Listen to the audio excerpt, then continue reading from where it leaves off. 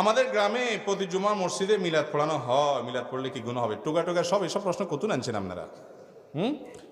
আপনাদের মসজিদে মিলাদ পড়া হয়, রাসূলের প্রতি দুরূদ পাঠ করা এটা ভালো কাজ না খারাপ কাজ?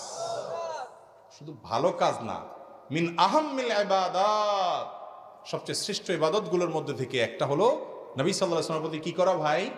দুরূদ প্রেরণ। তার প্রতি দুরূদ প্রেরণ করলে আল্লাহ তাআলা আমাদের প্রতি রহমত নাজিল করবেন ইনশাআল্লাহ।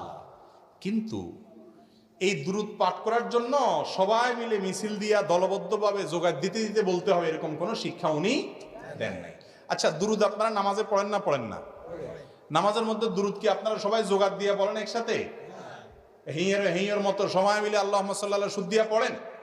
পড়েন না, বরং যার যার দুরূদ শেষে পড়েন না? তো নামাজের বাইরে কেন সবাই একত্র হয়ে যেতে হবে?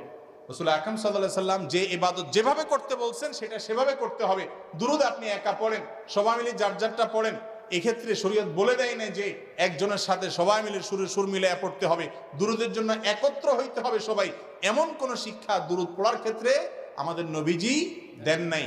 আমরা একটু আগেই শুনলাম নবীজি যা বলেছেন সেটা করলেই মুক্তি হবে, মন মতো করলে মুক্তি হবে না। এই জন্য দুরূদ পড়া ভালো, কিন্তু দুরূদের নাম দিয়া মিলাদ একসাথে হওয়া এবং একসাথে সুর মিলায় সবাই মিলে পড়া এটা নবীজির শিক্ষা না। ওই যে পরগাছা কিছু ছিল ভুল ভ্রান্তি, তার মধ্যে এটা একটা। বেশিরভাগই ভালো ছিল, মুরব্বীদের দু চারটা ভুল ভ্রান্তি ছিল। আমরাও মানুষ, আমাদের কোনো ভুল হইতে পারে, হয়তো আমাদের সন্তানরা পরে ধরা দিবে। যেটা ভুল সেটা অবশ্যই বাদ দিতে, নাকি ভুলটাও ধরে রাখবেন? আল্লাহ আমাদেরকে সঠিকটা শোনার সাথে সাথে মানার তৌফিক দান বলুন, আমিন। দুরূদ নিজে নিজে পড়বেন।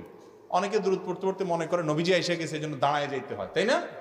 আরে ভাই, নবীজি আইসা গেছে, দুরূদ পড়লে যদি নবীজি আইসা যায়, তাহলে নামাজের মধ্যে দুরূদটা পড়ি ওইটা হয় আরো বেশি গুরুত্বপূর্ণ, শ্রেষ্ঠ দুরূদ, তাই না?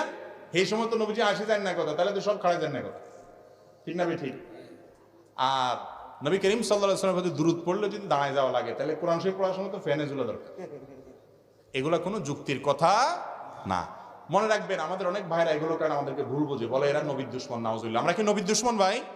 নবীরে মহব্বত না করলে মুসলমান থাকে নাকি আবার? অতএব দুরূদ পাঠ করা লাগবে কি লাগবে না? কিন্তু তার জন্য আনুষ্ঠানিকতা নাই, যেভাবে আমরা বানিয়ে নিয়েছি। আল্লাহ তাআলা আমাদেরকে সহিহ পদ্ধতিতে দুরূদ পড়ার তৌফিক দান করুন।